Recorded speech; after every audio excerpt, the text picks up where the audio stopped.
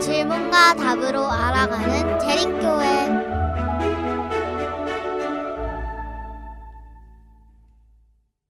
정말 힘든 시기를 보내고 있을 때 누군가 옆에서 이 모든 일에는 다 이유가 있고 결국엔 전부 다 잘 될 거야 라고 조금의 흔들림도 없이 말해준다면 어떤 기분일 것 같으세요? 아마 큰 위로가 되겠죠. 막연한 기대가 아니라 어떤 확신을 주는 거니까요. 맞아요. 오늘 저희가 함께 들여다볼 글이 바로 그런 확신과 희망에 관한 이야기입니다. 아, 흥미로운 주제네요. 네, 오늘 저희는 오영관 목사님의 글 질문과 답으로 알아가는 재림교회의 한 부분을 좀 깊이 파고들어 보려고 해요. 여러 질문과 답으로 구성된 글이군요. 네, 맞습니다. 그 여러 질문 중에 저희가 오늘 주목할 질문은 바로 이것입니다. 하나님은 왜 성도에게 예언의 선물을 주셨나요? 아, 예언의 선물? 네, 이 질문을 출발점 삼아서 이 글이 어떻게 예언이라는 개념을 설명하는지, 그리고 왜 이것이 절망적인 순간에 희망이 될 수 있다고 말하는지 그 논리를 한번 차근차근 따라가 보겠습니다. 좋습니다. 자, 글의 시작은 이렇습니다. 사탄이 하나님의 계획을 망가뜨리려고 성도들을 힘들게 할 때 하나님께서 그냥 보고만 되시는 게 아니라는 거예요. 아, 뭔가를 주시는군요. 그렇죠. 희망을 주시기 위해 특별한 선물을 주시는데 그게 바로 예언의 선물이라는 겁니다. 비유하자면 칠흑 같은 어둠 속에서 길을 잃지 말라고 손에 등불 하나를 딱 쥐어주는 것과 같다는 거죠. 굉장히 시적인 비유네요. 네, 이 주장을 뒷받침하기 위해 그래서 인용한 성경 구절이 있는데요. 역대하 20장 20절입니다. 제가 한번 읽어볼게요. 네. 너희는 너희 하나님 여호와를 신뢰하라. 그리하면 견고히 서리라. 그의 선지자들을 신뢰하라. 그리하면 형통하리라. 아, 여기서 이 글이 말하는 예언의 개념을 정확히 짚고 넘어가는 게 중요해요. 어떤 점을 말하는 거죠? 보통 예언이라고 하면 미래에 일어날 일을 딱 맞추는, 뭐랄까, 점술 같은 걸 떠올리기 쉽잖아요. 네, 그렇죠. 저도 약간 그런 이미지가 있어요. 근데 이 글에서 설명하는 예언은 그런 차원이 아니에요. 하나님께서 어려운 상황에 처한 사람들에게 내가 너와 함께 있어. 절대 포기하지 마. 라고 직접 말씀하시는 일종의 소통 도구라는 거죠. 아, 소통의 도구이자 희망의 메시지 그 자체다. 바로 그겁니다. 단순히 미래에 대한 불안감을 없애주는 걸 넘어서서 하나님의 존재를 직접 느끼게 해서 힘을 주는 역할이라고 설명하고 있습니다. 알겠습니다. 그러니까 예언은 미래 맞추기 퀴즈가 아니라 어둠 속에서 건네는 하나님의 쪽지 같은 거군요. 네, 아주 좋은 비유네요. 이 글은 이 주장을 증명하기 위해서요, 마치 변호사가 법정에서 증거를 제시하듯 아주 구체적인 역사적 사례 두 가지를 꺼내듭니다. 아, 역사적 사례요? 네, 첫 번째 증거는 아주 먼 옛날 유다라는 나라가 바벨론이라는 초강대국에게 완전히 멸망했을 때의 일이에요. 정말 절망적인 상황이었겠네요. 한번 상상해 보세요. 나라가 망하고 수많은 사람이 포로로 막 끌려가는 상황이에요. 당시 사람들은 이제 모든 게 끝났다, 하나님이 우리를 버리셨구나 생각하면서 엄청난 절망에 빠졌다고 합니다. 그럴 만도 하죠. 바로 그때 하나님께서 다니엘이라는 선지자를 통해 희망의 메시지를 주셨다는 겁니다.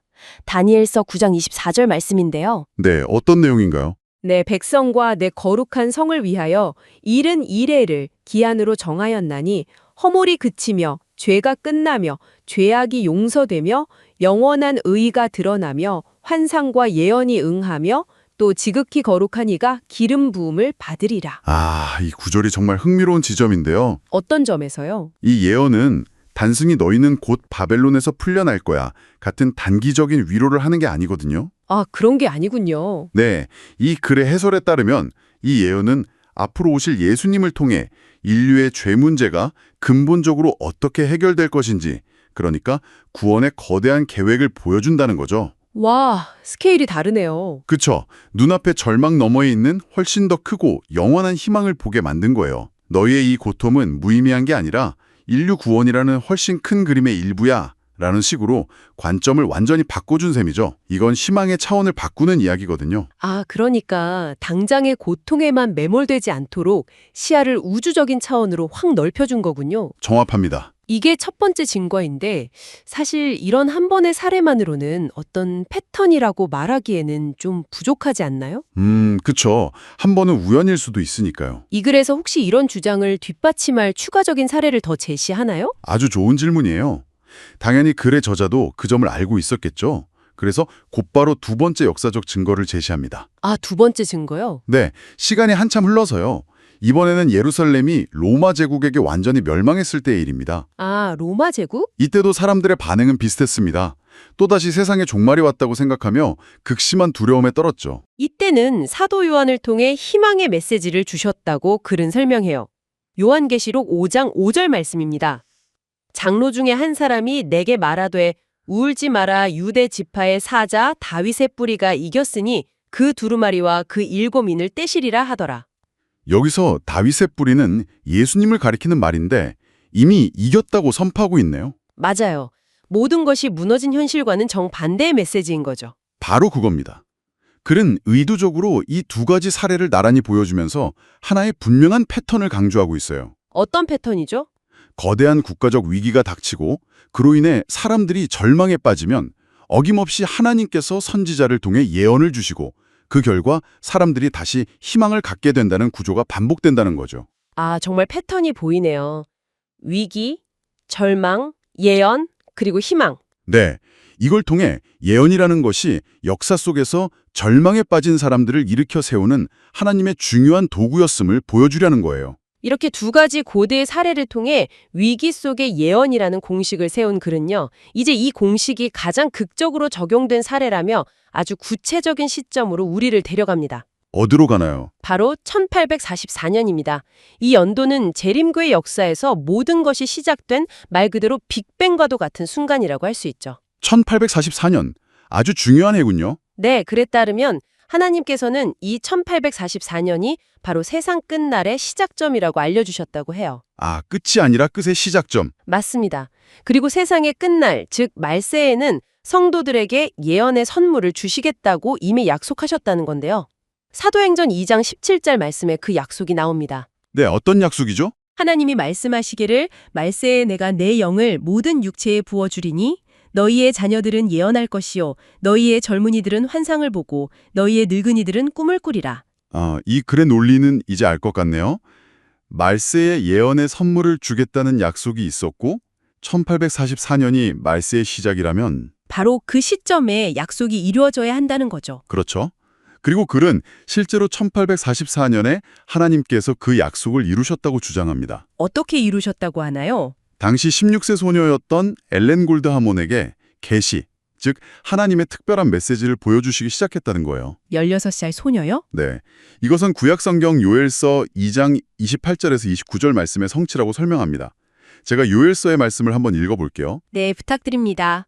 그 후에 내가 내 영을 만민에게 부어주리니 너희 자녀들이 장래일을 말할 것이며 너희 늙은이는 꿈을 꾸며 너희 젊은이는 이상을 볼 것이며 그때 내가 또 내 영을 남종과 여종에게 부어줄 것이며 성별이나 나이, 사회적 신분에 상관없이 누구에게나 하나님의 영을 부어주시겠다는 약속이죠. 글은 이 약속이 16살 소녀 엘렌 하몬을 통해 이루어졌다고 보는 겁니다. 잠깐만요. 그럼 그 엘렌 하몬이라는 분이 이후에 우리가 아는 엘렌 화이트이 되는 건가요? 네, 맞습니다. 이후 제임스 화이트와 결혼해서 엘렌 화이트이 되죠. 그래서 그분이 평생에 걸쳐 받은 계시가 약 2,000회에 달한다고 설명하는데 2,000회요? 제가 숫자를 잘못 본 말 아니죠? 아니요, 맞게 보셨습니다. 2000회. 하루에 한 번씩 계시를 받아도 5년이 넘게 걸리는 시간이잖아요. 이게 얼마나 대단한 횟수인지 그래서 좀 더 설명해 주나요? 맞아요. 정말 엄청난 횟수죠. 그래서는 그 숫자를 통해 그녀의 사명이 일회성 이벤트가 아니라 평생에 걸킨 지속적인 소통이었음을 강조해요. 아하. 그리고 당신이 질문한 것처럼 그럼 그 2000번의 메시지는 도대체 다 무슨 내용이었냐는 궁금증이 자연스럽게 생기죠. 네, 너무 궁금해요. 글에 따르면 그 내용은 정말 다양했다고 합니다.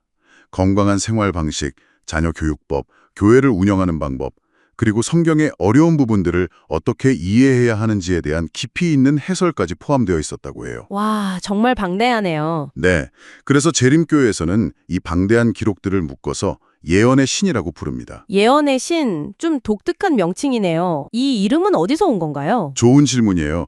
그래서는 요한계시록 19장 10절을 그 근거로 제시합니다.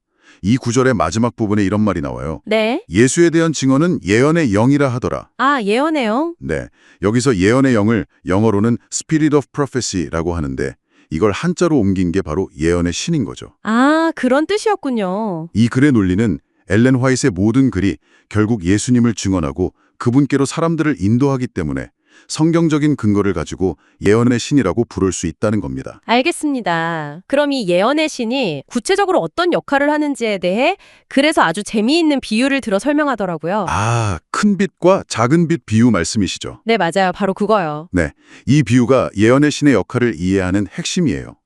그래서는 성경을 큰 빛에 비유합니다. 태양 같은 거군요. 그렇죠. 그 자체로 완전한 빛이죠. 그리고 엘렌 화이트에 그린 예언의 신을 작은 빛에 비유해요. 여기서 오해하면 안 되는 건 작은 빛이 큰 빛을 대체하거나 그보다 더 중요하다는 뜻이 절대 아니라는 거예요. 그럼 무슨 뜻인가요? 글의 설명은 이렇습니다. 칠흑같이 어두운 밤에 길을 잃었는데 저 멀리 거대한 등대, 즉 큰 빛이 있다고 상상해 보세요. 네, 등대가 있어요. 그런데 내 발밑이 너무 어두워서 등대까지 가는 길을 찾을 수가 없는 상황인 거죠. 그럴 수 있죠. 그때 누군가 작은 손전등, 즉 작은 빛을 켜서 내 발밑을 비춰주고 등대로 가는 안전한 길을 알려주는 것과 같다는 의미입니다. 아하, 그러니까 예언의 신이라는 작은 빛은 사람들이 궁극적으로 성경이라는 큰 빛으로 나아가도록 돕는 친절한 안내자 역할을 한다는 거군요. 정확합니다. 길을 안내해주는 가이드 같은 거죠. 그 비유가 아주 명확하게 와닿네요. 하지만 여기서 아주 근본적인 질문이 생겨요. 저도 그렇고 아마 듣고 계신 당신도 그럴 텐데요. 어떤 질문이죠? 누구나 자기가 작은 빛이라고 하나님께 계시를 받았다고 주장할 수 있잖아요. 그렇죠. 그게 가장 어려운 문제죠. 이 글은 진짜 작은 빛과 그렇지 않은 것을 어떻게 구별하라고 제안하나요? 우리를 더 깊은 어둠 속으로 이끄는 사람일 수도 있는데 말이죠. 맞아요. 가장 핵심적인 질문입니다. 글은 그 검증 기준으로 구약성경 신명기 18장 22절을 아주 명확하게 제시합니다. 제가 한번 읽어볼게요. 네, 꼭 들어봐야겠네요. 만일 선지자가 있어 여호와의 이름으로 말한 일에 증언도 없고 성취함도 없으면 이는 여호와께서 말씀하신 것이 아니요 그 선지자가 제 마음대로 한 말이니 너는 그를 두려워하지 말지니라. 기준이 아주 명확하네요. 말한 내용에 실제 증거가 있는지, 그리고 시간이 지나 그대로 이루어지는지를 직접 확인하라는 거군요. 그렇죠. 말로만 하는 게 아니라 결과로 증명하라는 겁니다. 그래서 글은 이 기준을 엘렌 화이트에게 적용했을 때 어떻게 결론 내리나요? 그녀를 통해 주신 하나님의 계시들이 실제로 역사 속에서 성취되었음을 확인할 수 있다고 주장합니다. 그래서 오늘날 재림교회 성도들은 큰 빛인 성경과 성경으로 안전하게 인도하는 작은 빛인 예언의 신을 함께 읽으면서 구원의 희망을 굳건히 품을 수 있다고 결론을 내리고 있는 겁니다. 자, 오늘 저희가 함께 살펴본 오영관 목사님의 글 하나님은 왜 성도에게 예언의 선물을 주셨나요?를 한번 정리해 볼까요? 네, 그렇게 하죠. 이 글은 예언이 단순히 미래를 예측하는 신비한 능력이 아니라 역사 속에서 반복된 위기의 순간마다 하나님께서 절망에 빠진 사람들에게 주신 구체적인 희망의 메시지였다고 이야기합니다.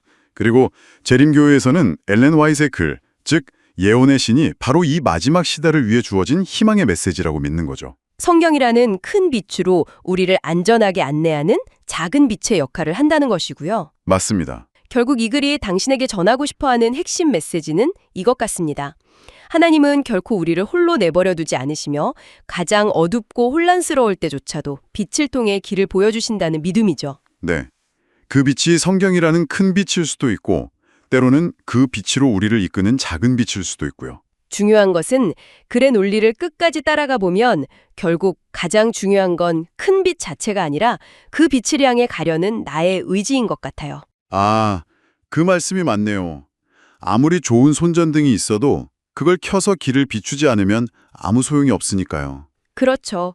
그 빛을 발견하고 따라갈 때 우리는 어떤 상황에서도 희망을 잃지 않을 수 있다는 것이 이 글의 최종 결론인 셈입니다. 네, 그렇습니다. 오늘 글에서는 유다의 멸망이나 예루살렘의 멸망 같은 거대한 역사적 위기를 이야기했지만 마지막으로 이 질문을 당신 자신에게 던져보면 어떨까요? 개인적인 질문이군요. 네. 만약 오늘 당신의 삶에 갑작스러운 실직이나 관계의 단절, 건강 문제 같은 개인적인 위기가 찾아온다면 당신은 어디에서 희망과 인도를 찾으시겠어요? 당신의 삶에서 지금 가장 절실하게 밝혀야 할 어둠은 무엇인가요? 그리고 당신의 손에 들린 작은 빛은 과연 무엇일 수 있을까요?